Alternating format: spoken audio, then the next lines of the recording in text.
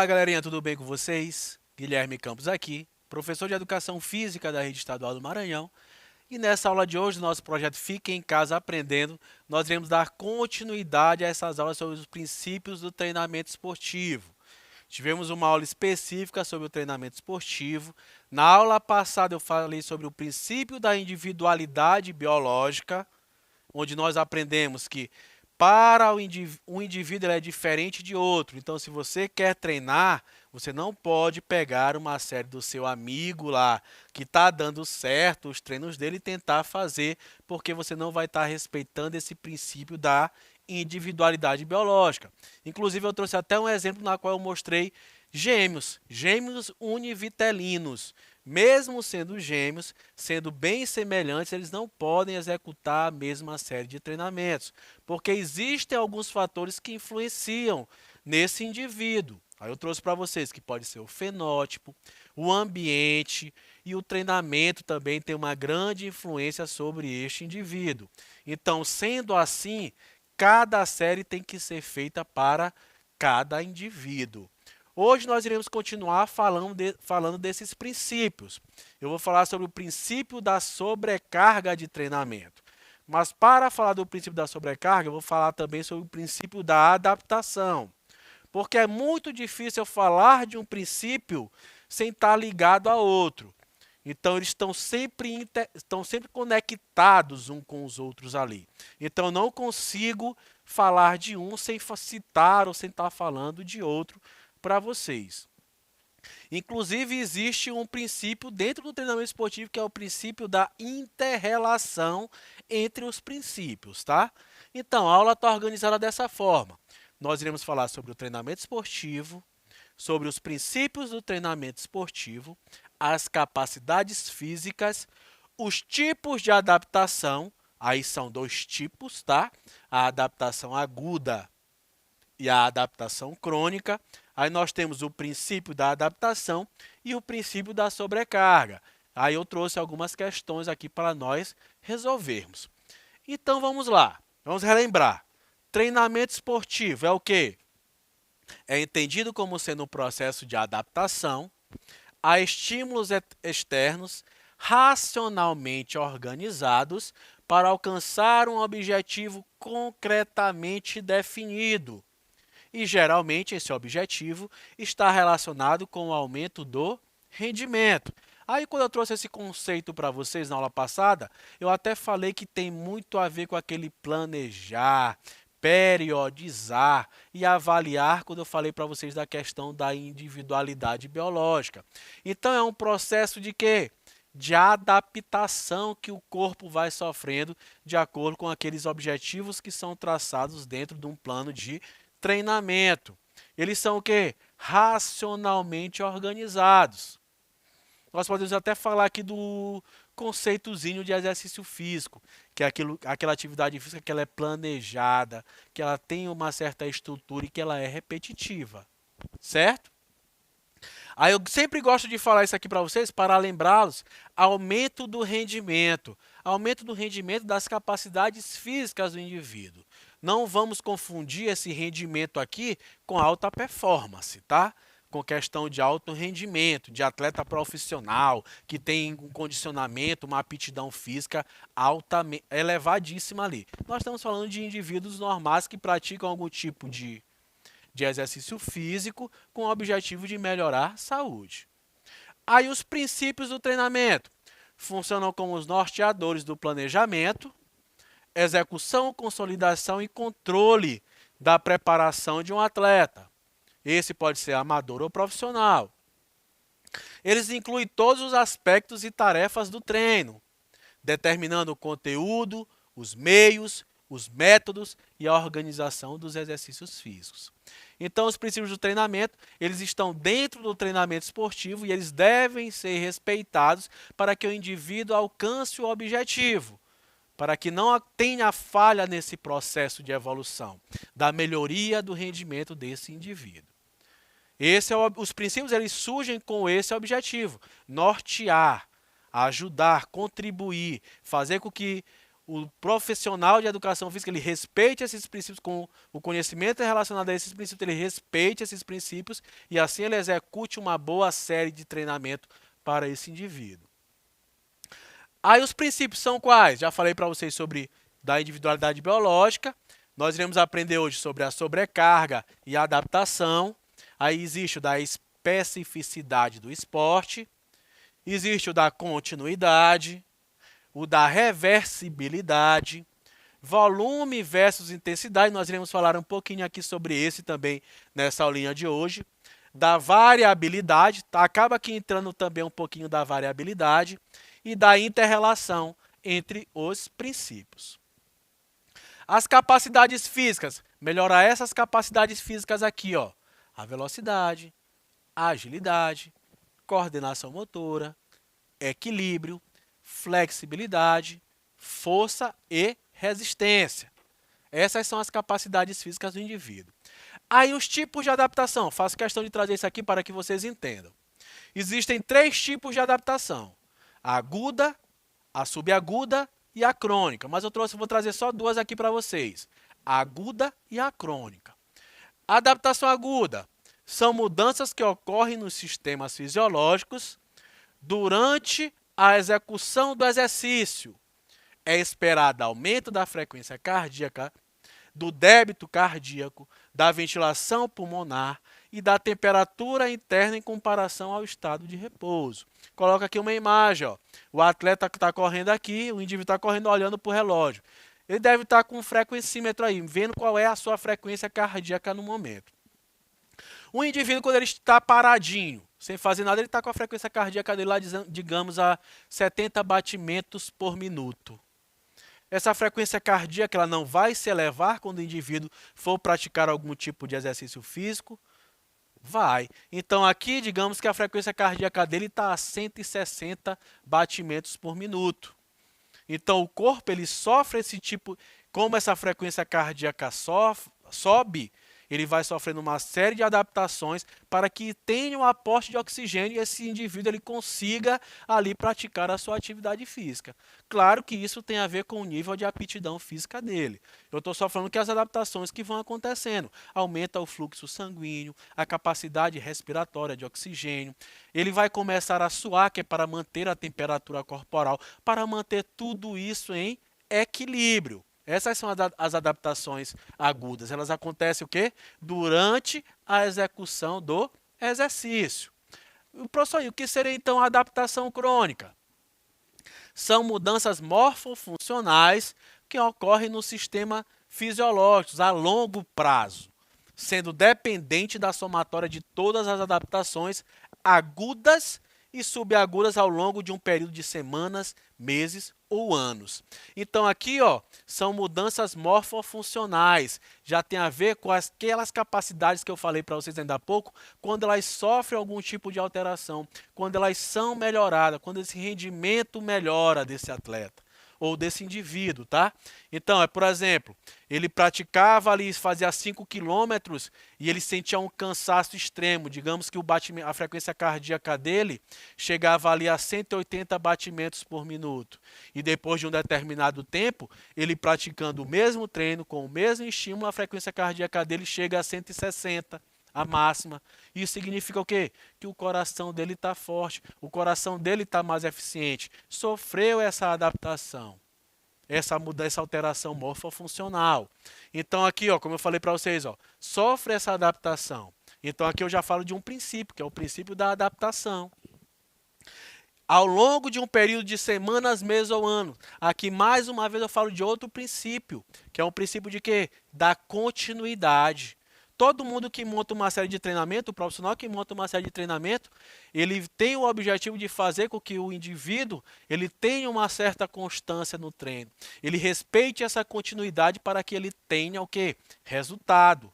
Então, ele tem que evitar lesões, ele tem que fazer com que o indivíduo esteja ali todo o tempo motivado. Aí ele já vai trabalhar um outro tipo de princípio, que é o princípio da variabilidade, é fazer com que o treino ele se torne ali interessante para quem está praticando. Não seja aquele treino que seja enfadonho, que seja chato, que seja desmotivante. Então, tem até o princípio da variabilidade. Então, longo de um período de semana respeitando o princípio da continuidade. Aí, em relação ao princípio da adaptação, vamos entrar agora no princípio da adaptação.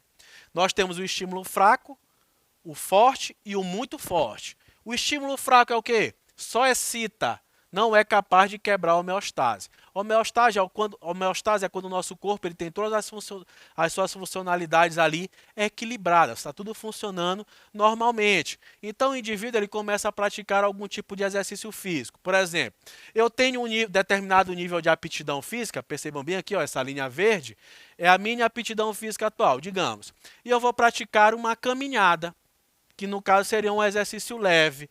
E o que acontece? Eu chego a esses picos aqui, ó. O que isso aqui significa? Que isso aqui não vai ter alteração no meu nível de aptidão física. Não vai ter quebra da minha homeostase. Eu não vou sofrer nenhum tipo de adaptação. Esse estímulo é um estímulo débil.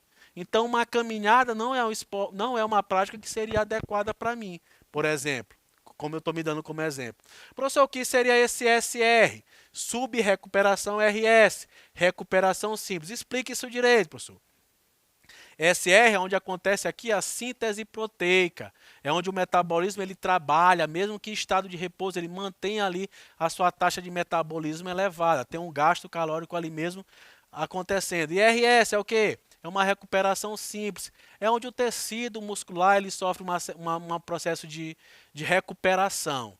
Então, por isso, dentro do treinamento esportivo tem que haver o tripé que nós falamos, que é o descanso, o treinamento em si e uma boa alimentação. Aí vamos aqui para o estímulo forte. Quebra a homeostase e permite adaptação. Tá bem aqui, ó, aptidão física. Então tá aqui, ó. Olha a minha aptidão física subindo, ó. Ela já não está mais uma linha paralela aqui à base. Ela já está o quê? Ela já está numa crescente. Então o que acontece? Tá aqui a fase de sub-recuperação e de recuperação simples e apareceu agora aqui um SC. O que é SC? É supercompensação. Isso aqui é o objetivo de qualquer profissional de educação física quando ele vai montar uma série de treinamento. É fazer com que exista essa supercompensação. E percebam que ao decorrer do que vai acontecendo, o nível vai subindo, ó. A escala de aptidão vai subindo e a supercompensação também vai acompanhando. Esse é o objetivo. Aqui está acontecendo o quê? A quebra da homeostase e está permitindo a adaptação. Aqui o indivíduo vai evoluir, ele vai melhorar seu rendimento. Tá bem, Léo? Supercompensação. Nessa resposta que se verifica o aumento do rendimento físico. Vamos para o estímulo muito forte. Quebra a homeostase e não permite adaptação. Percebam aqui, ó, minha aptidão física está em declínio e percebam que aqui os estímulos ó, não conseguem nem alcançar o nível de aptidão. Isso aqui deve ser evitado. Isso aqui é quando o treinamento, quando a planilha de treino ela não está bem elaborada. E o indivíduo ele entra no quadro de overtraining, excesso de treinamento. E as suas respostas passam a ser negativas. O que era para ser ali uma resposta positiva passa a ser uma resposta negativa. Isso aqui não deve acontecer. Então, por isso a importância do descanso. Tem gente que pensa que tem que treinar todo dia para melhorar. E não é assim. Às vezes você precisa descansar para que você melhore. Aí o princípio da sobrecarga, ó, o da nossa aula. Esse princípio consiste em sobrecarregar o organismo do atleta de maneira adequada à frequência, intensidade, volume e duração do treinamento.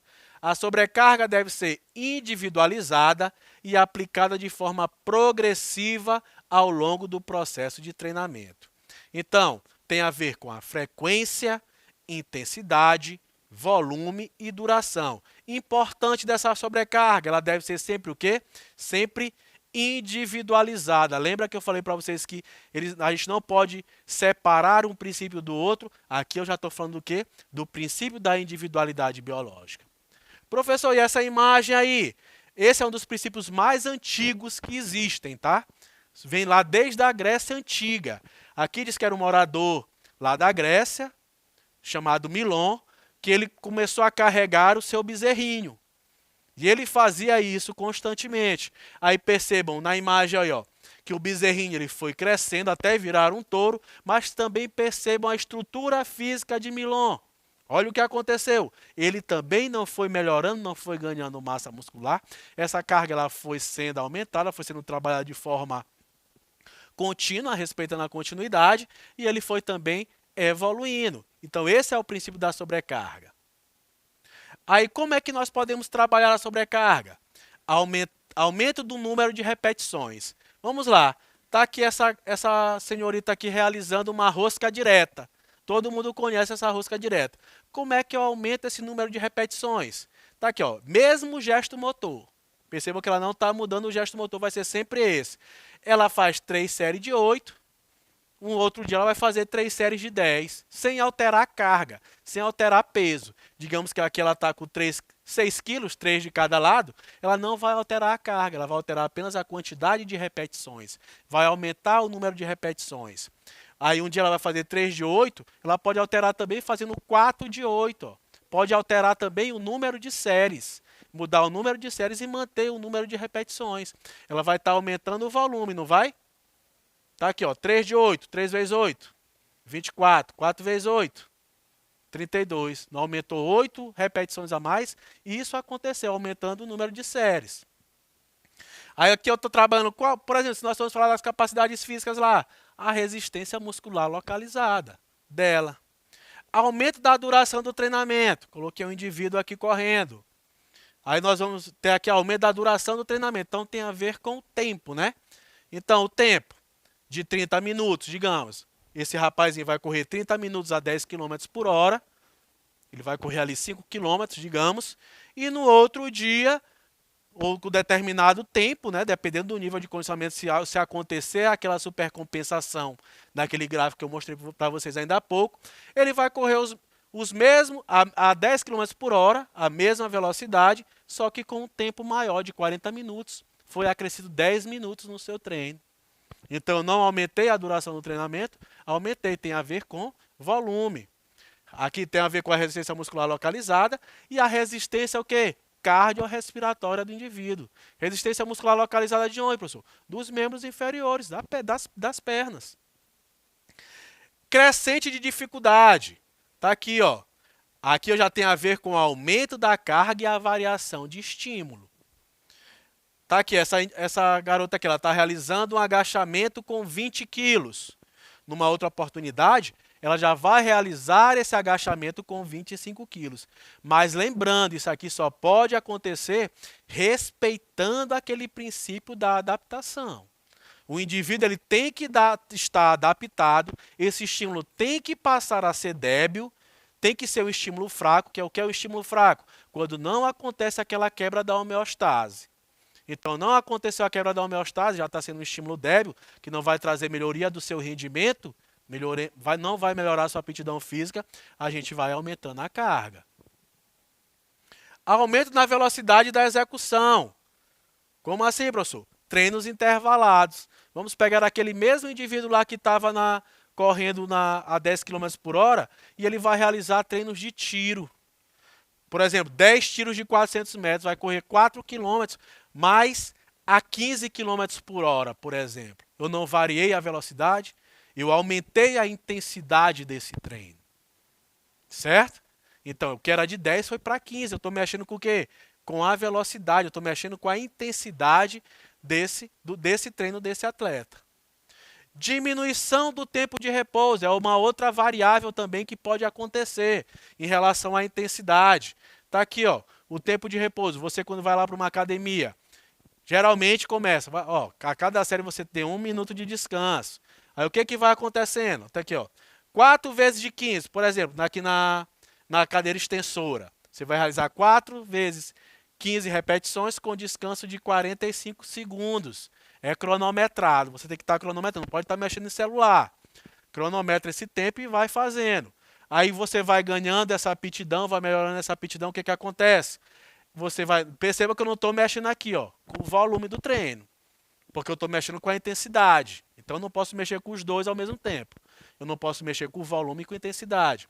Então eu não mexi aqui no volume, mas a intensidade eu aumentei, ó, quando eu diminuo o tempo de descanso, que antes era de 45 e foi para 30 segundos apenas de descanso. Então, galera, eu espero que vocês tenham entendido, tenham compreendido aí um pouquinho dessa nossa aula. Até a nossa próxima aula. Vamos para cima, hein?